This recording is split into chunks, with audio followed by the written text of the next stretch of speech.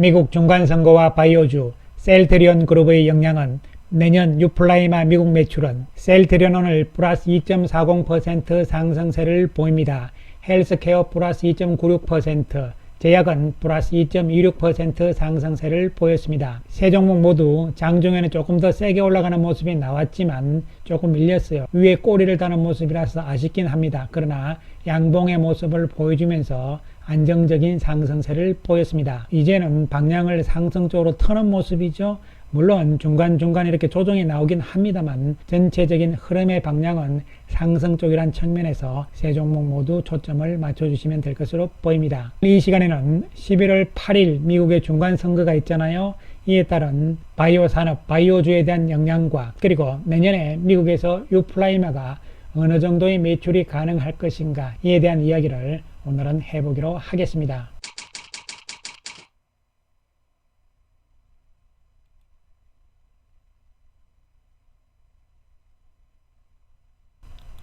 지난 10월 27일 삼성증권에서 헬스케어에 대한 미국 중간선거 결과와 관련한 자료를 발표를 했습니다. 결론부터 말씀드리면요. 미국 중간선거 결과에서 공화당이 우세하면은 헬스케어 업종에는 좋다 이런 이야기가 되는 것이고요. 그 다음에 약값 인하에 대처할 수 있는 방안으로서 헬스케어 업종들은요 괜찮다는 이야기죠. 이에 따라서 투자 의견은 오버웨이트를 유지한다, 비중 확대라는 이야기가 되는 것이죠. 구체적으로 살펴보기로 하겠습니다. 사실적으로 보시면요 이번 미국의 중간선거 결과 어떻게 나오든 간에 즉 다시 말씀드리면 지금 공화당하고 민주당하고 비슷비슷하다 이렇게 이야기가 나오는데요.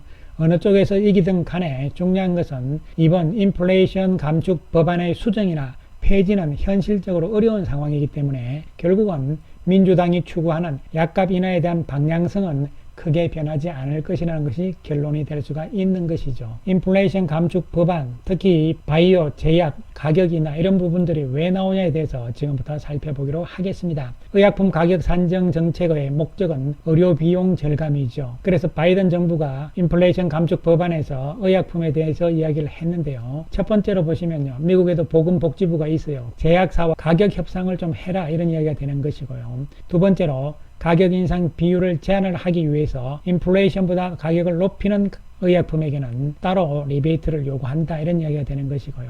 그 다음에 보험급여 지급에 있어서 보험사가 더 적극적으로 약값에 대한 교섭 전략을 추구하도록 유도한다 이런 이야기가 되는데요. 이게 조금 어떻게 보면 어려운 이야기가 될 수가 있는데요. 미국의 의약품 시장이 우리나라와 조금 우리나라뿐만이 아니죠. 다른 국가와는 다르기 때문에 이런 정책들이 나오는 것인데요. 첫 번째는 뭐냐면요. 바이든 정부 입장에서는 의료 비용을 줄인다는 이야기는 뭐냐면은 국민들 전체적인 측면에서 의료 비용 부담이 너무 높기 때문에 의료 비용을 줄여야 되겠다 이런 이야기가 되는 것이죠. 그 정책으로서 약품 가격의 인하를 지금 추진을 하고 있다 이렇게 보시면 되는 것이죠. 그래서 결론부터 말씀을 드리면요. 이러한 약값 인하 정책이 나온다 하더라도 또 중간선거 결과가 누가 된다 하더라도 큰 흐름의 변화는 없다고 보는 것이죠. 그 이야기는 결국은 의약품의 가격은 인하된다, 내려간다 이렇게 볼 수가 있는데요. 그런데 그 대상 품목이 그렇게 많지 않습니다. 그렇기 때문에 실질적으로 미치는 영향은 제한적일 것으로 보이기 때문에 나쁘게 볼 이유가 없다 이런 결론이 되는 것이고요.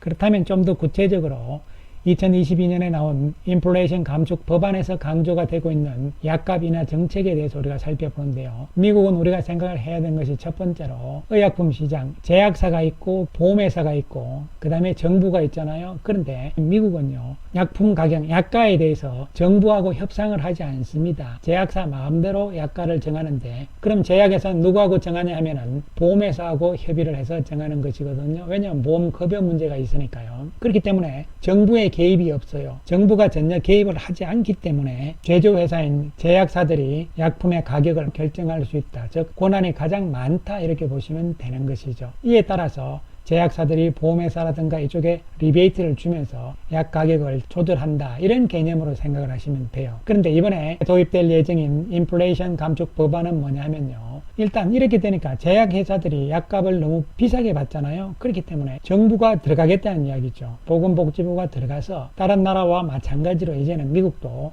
약품 가격에 대해서 정부가 들어가서 협상을 하겠다 이런 이야기가 되는 것이죠. 이것을 공식적으로 법안으로 만들겠다는 이야기가 되는 것입니다. 전체적으로 미국의 약품 가격, 의약품 가격들이 인하 다운될 수밖에 없겠죠. 보건복지부가 약값 협상을 할 수 있도록 하는 법안이고, 또한 가격 인상 폭도 제한을 하겠다는 이야기가 되는 것이고, 또한 보험급여 부분도 개편을 해가지고 약값을 전체적으로 내리겠다는 이야기가 되는 것이죠. 결론적으로 제약사의 일부 의약품 매출 역시 하향 조정될 것이다. 왜냐하면 가격이 다운되니까요. 전체적으로는 예상을 할 수가 있는 것이죠. 그런데 이것은 미국 이야기잖아요. 미국이 이렇게 되면 결과적으로 우리 입장에서는, 즉 셀트리온이나 국내 제약 입장에서는 나쁠 게 없잖아요. 실제적으로 미국의 약품 가격이 얼만큼 되냐면요, 미국에서는 휴미라 제일 큰 시장이잖아요. 휴미라의 한 달 투약 비용이 6,208달러가 됩니다. 그런데 영국에서는 918달러 밖에 안 되죠. 또 영국엔 바이오시밀러가 있잖아요. 평균적으로 842달러 밖에 안 되는 것이죠. 그러니까 영국하고 미국하고 비교를 해도 6배, 7배 정도 차이가 나잖아요. 이 정도로 약품 가격이 큰 차이가 난다는 뜻이 되는 것이죠. 그리고 중국에서는 휴미라의 한 달 투약 비용이 366달러고요. 우리나라에서는 250달러 밖에 안 들어간단 말이죠.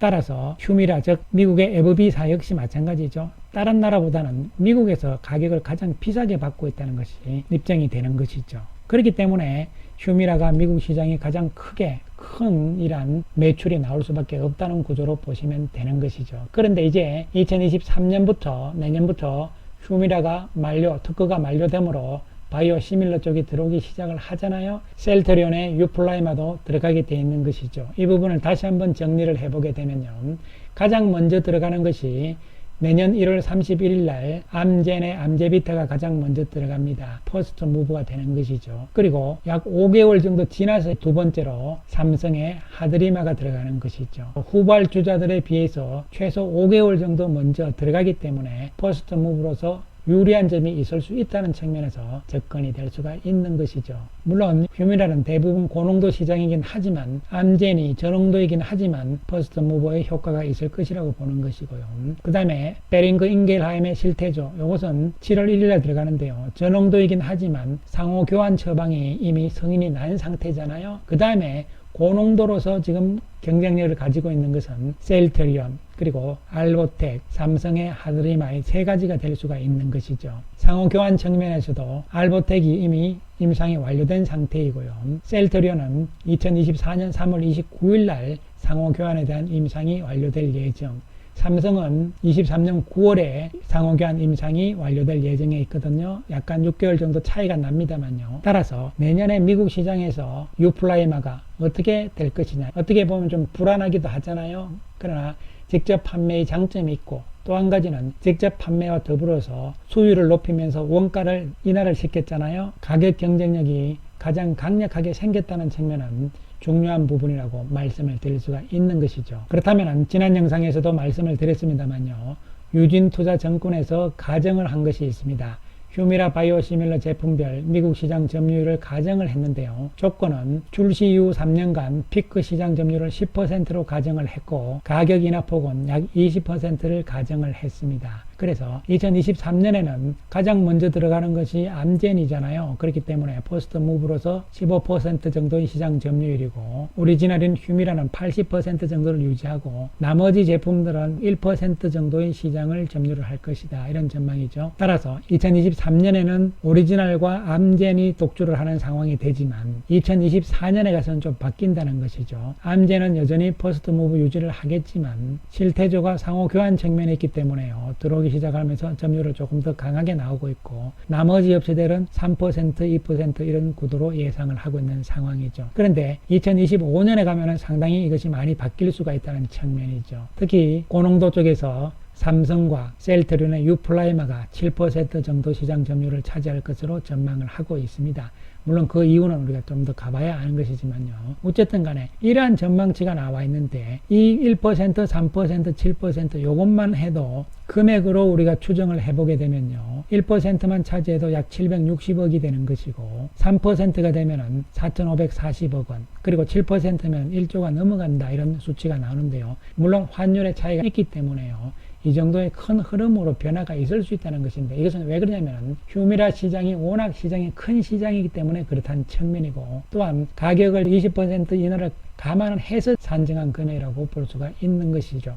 어쨌든 금액이 정확하다 이런 개념보다는요, 이 정도로 시장 규모가 크다는 측면은 우리가 긍정적으로 생각을 해야 될 부분인 것이죠. 또 한 가지 핵심은 램시마 SC에 달려 있잖아요. 유럽 시장 쪽에서도 램시마 SC가 분기별로 매출 비중이 5%, 10%, 10% 증가세를 보였기 때문에요. 이번 3분기에도 10% 이상의 비중이 나온다면요, 계속적인 성장이 이루어지는 것이죠. 그리고 2023년에 유럽에서의 램시마 SC는 더욱더 기대를 해볼 수가 있는 것이잖아요.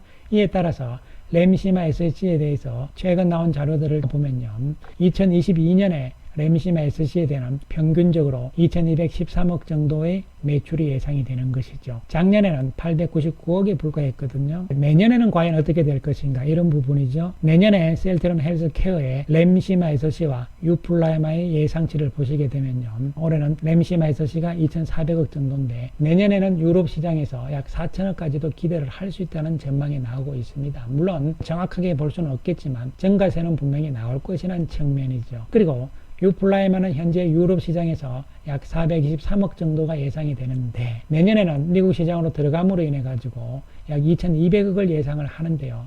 물론 앞에서 유진투자증권에서는 1% 시장 점유율이기 때문에 760억 정도잖아요. 그리고 유럽 시장도 예상을 한다면 1200억 정도가 나오는데 신한투자증권에서는 너무 좀 세게 봤는데, 그러나 이 수치도 가능성이 없다고 볼 수는 없는 것이죠. 중립적으로 보더라도 유플라이마의 매출은 내년에는 1000억대는 분명히 넘어갈 가능성 쪽에 초점을 맞출 수가 있는 것이죠.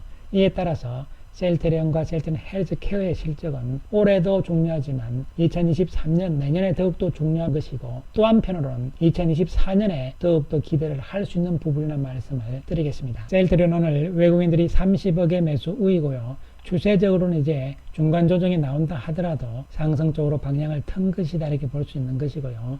외국인들이 며칠 팔았지만 다시 매수로 전환이 되잖아요. 왜냐하면 지금 좀 올라와 있는 상태이기 때문에 외국인 쪽의 매도도 어느 정도 나올 수 있다는 측면에서 손바뀜 현상으로 볼 수가 있는 것이고요. 그리고 헬스케어 역시 오늘 외국인들이 23억의 매수 우위를 보이는데요. 이 앞에 고점대에 와 있는 상황이죠. 그런데 거래량이 별로 나오질 않아요. 그렇다면 여기서 매물들이 이렇게 지금 잠겨 있다는 상황이죠. 그렇다면 쉽게 돌파도 가능할 수 있다는 측면에서 접근을 할 수가 있겠습니다. 한편 제약은 그동안 고생을 많이 했는데요. 외국인들이 0.4억의 매도 우위인데 이제부터는 완만한 모습이긴 하지만 추세적으로는 상승 쪽이라는 측면에 초점을 맞춰 나가 주시기 바라겠습니다. 시장은 오늘 양시장이 1% 이상 오르면서 갭 상승의 모습이 나오면서 상승 종목이 많은 상황이 전개가 되었고요. 외국인들이 삼성전자를 필두로 해서 거래소 시장에서 2300억의 매수 우위, 코스닥에서도 1000억의 매수 우위를 보인 상황이었죠. 오늘 외국인들이 많이 산 종목을 보면 삼성전자, 삼성 SDI와 그리고 LG 에너지 솔루션은 2차 전지잖아요. 소외됐던 네이버라든가 카카오뱅크도 사는 모습이죠. 시장 지수 측면에서는 여기서 추세적인 상승이라고 보기는 그렇습니다만요. 그렇다 해서 다시 폭락이다 이런 상황은 아니고요. 박스권을 그리는 반등 국면의 일환으로 해석을 할 수가 있겠습니다. 이에 따라서 주도주 맥락에서도 LG 에너지 솔루션은 조정이 좀 나왔지만 삼성 SDI가 또 올라가는 모습이잖아요. 2차전지 주도주 쪽에서도 왔다 갔다 하는 상황인 합니다. 그러나 중요한 것은 이제 바이오 쪽도 바닥에서 올라오기 시작한다는 측면이고, 미리 올랐던 삼성바이오는 조금 주춤하지만 끝난 것은 아닌 모습으로 보여지고요. 고점을 도전할 가능성, 또한 셀트리온도 여기서 고점 도전이 가능할 것으로 예상을 할 수가 있는 부분이고요. 특히 매물 부담 측면에서 보더라도 가장 많은 매물대를 지금 올라선 상태이기 때문에 이 매물대는 지지대가 될 것으로 볼 수가 있는 것이죠. 여기서의 조정은 안정적인 숨고르기로 해석을 할 수 있는 것이고요. 헬스케어 마찬가지죠. 가장 많은 매물대 지금 바로 눈앞에 두고 있는 상황이죠. 그러나 이 매물대들은 7월 달에 외국인 연기금이 매수가 강했기 때문에요. 큰 매물로 나올 가능성보다는 앞에서 봤듯이 셀트리온처럼 타고 올라갈 가능성이라는 측면에서 긍정적인 해석이 가능할 것으로 보입니다. 따라서 셀트리온 그룹주들은 단기적인 조정이 나온다 하더라도 지금 버티는 전략이 맞을 것으로 판단을 해볼 수 있겠습니다. 감사합니다.